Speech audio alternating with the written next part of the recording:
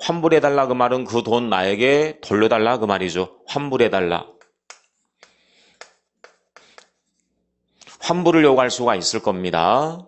자, 그렇다면 여러분께서 아직 민법을 공부한 적이 없을지라도 우리 일상생활에서 이런 식으로 하고 있어요. 근데 이 부분들이 우리 민법에 규정이 되어 있습니다. 민법 581조에 규정이 되어 있죠. 우리 민법 581조에 의하게 되면 어떤 식으로 정리가 되었냐면 법률용어로 한번 바꿔봐야 되겠죠. 그래서 바꿔달라, 교환해달라 그 말은 상하지 않은 빵으로 나에게 달라 그 말이잖아요. 이렇게 써볼 수가 있어요.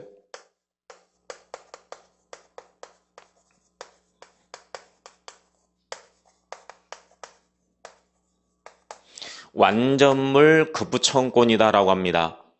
말 그대로 완전한 물건을 달라고 요구할 수 있는 권리가 되겠네요. 그 다음에 환불해달라. 여러분, 환불해달라 그 말은 이 매매를 그대로 유지하겠다는 거예요? 아니면 이 매매 계약을 깨겠다는 거예요? 환불해달라 그 말은 이 매매를 깨겠다 그 말이잖아요. 이 매매 없던 걸로 해. 없던 걸로 하고 나에게 돈을 돌려달라 그 말이죠. 그래서 자, 이 매매를 깬다. 이걸 법률용어로 해제한다 라고 이야기합니다. 해제. 뿐만 아니라 나에게 손해가 발생했으니까 손해배상을 청구할 수가 있죠. 뿐만 아니라 내가 너에게 줬던 돈을 나에게 뭐 해달라? 돌려달라. 원상회복을 청구할 수가 있을 겁니다. 원상회복을 청구할 수가 있고요. 뿐만 아니라 손해가 있다라고 한다면 손해배상을 청구할 수가 있을 겁니다. 이런 부분들이 민법 581조에 규정이 되어 있습니다. 여러분들의 일상생활, 저의 일상생활에서 충분히 많이 발생하는 이런 일들이죠. 자, 그러면 좀 더 여러분들의 일상생활에 대해서 제가 좀 언급을 해보겠습니다. 수업 들을 때 여러분들 편하게 수업 들으십시오. 제가 여러분들에게 어떤 내용들을 설명해 드는지 편하게 수업 들으시면 됩니다. 그래서 제가 이런 내용들을 설명하게 되면 아, 그런갑다. 아, 저런 내용이 있었네. 100% 그대로 흡수하세요. 그렇게 해야지만 여러분 실력이 금방 느는 겁니다. 아시겠죠? 여러분과 저의 일상 한번 제가 써보겠습니다. 날씨가 갑자기 좀 많이 추워졌죠. 옛날 같은 경우는 이제 가을이 좀 길었잖아요. 가을이 좀 길었는데 요즘엔 가을이 거의 없는 것 같아요. 그래서 저도 얼마 전에 양평 쪽으로 갔다 왔는데 거의 지금 이제 뭐 단풍이 거의 지고 있는 것 같아요. 그래서 날씨가 춥다 보니까 요즘에 따뜻한 게 좋잖아요. 그래서 침대에서 이불 있잖아요. 따뜻한 이불이 좋잖아요. 근데 또 너무 무거우면 좀 답답하니까 요즘에 TV 홈쇼핑 보니까 이불이 많이 판매가 되고 있는데요. 이불 중에서도 구스 들어간 게 있잖아요. 거위털. 우리가 외투 같은 경우에도 그렇잖아요. 뭐 거위털이다, 오리털이다 들어가면 따뜻하잖아요. 가볍고. 그래서 구스로 만든 이 이불들이 나오는데 보니까 너무 비싼 것 같아요. 뭐 기본이 50에서 100만 원이 넘는 것 같은데. 그래도 이제 가끔 밖에 나가서 이렇게 잠을 자보게 되면 이런 이불을 덮게 되면 상당히 좀 따뜻한 것 같아요. 그쵸? 네. 그래서 이 이불을 샀어요. 이불을 샀다. 자, 그리고 요즘 이제 한강변에 나가게 되면 자전거 타는 분들이 정말 많죠. 그리고 자전거를 가지고 보니까 양평이나 가평 쪽으로 가시는 분들도 상당히 많이 있어요.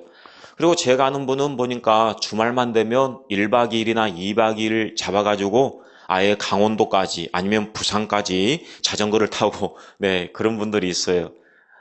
자전거에 홀릭된 분들이 상당히 많이 있는 것 같아요, 보니까. 그래서 나도 이번에 이제 자전거를 좀 사봐야 되겠다. 그래서 자전거를 샀습니다. 근데 얼마 전에 뉴스에 보니까 우리 애들 있잖아요. 중학생, 고등학생이 애들도 보니까 대부분 자전거 많이 타고 다니잖아요. 근데 자전거도 그 브랜드에 따라서 가격 차이가 상당히 많이 있답니다. 그래서 50만 원, 100만 원, 뭐 300만 원. 그런데 뭐 저렴한 자전거를 타게 되면 자기도 뭐 가치가 없는 사람 취급된다라고 해서 얘들 사이에서 좀 너무 비싼 브랜드를 선호한 경향이 있다라고 뉴스에 나온 그런 기사를 본 적이 있어요, 제가. 아무튼 자전거를 사려고 했는데 자전거가 너무 비쌌어요. 그래서 자전거를 빌렸습니다. 자전거 빌려주는 곳 많이 있잖아요. 그래서 자전거를 주말마다 한강공원에 가서 빌려서 타고 있습니다. 그 다음 뭐 집에서 우리 한참 요즘에 유행이 집밥이잖아요. 집밥. 네. 집에서 이제 밥을 해 먹으려면 가장 기본적으로 쌀이 있어야 될 거 아니에요. 그래서 쌀을 샀습니다. 쌀을 샀다.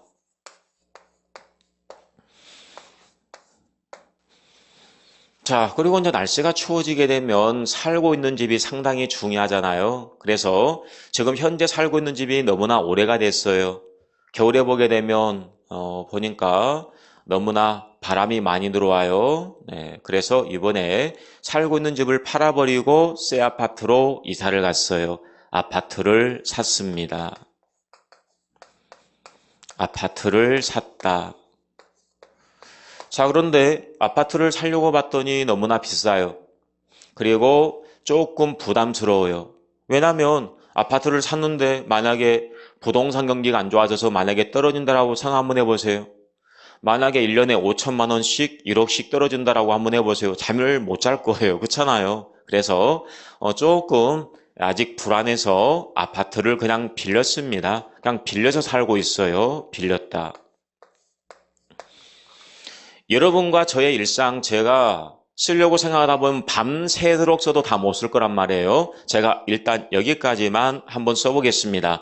이게 여러분과 저의 일상생활이죠. 그러면 여러분과 일상생활, 여러분의 일상생활, 저의 일상생활 제가 한번 써봤는데요. 자, 여기서 한번 쭉 봐보세요. 여러분들의 눈에 들어오는 낱말 한번 찾아볼까요? 편하게 생각하시고 자, 여러분 눈에 들어오는 낱말 한번 찾아보세요. 자, 뭐가 보이죠?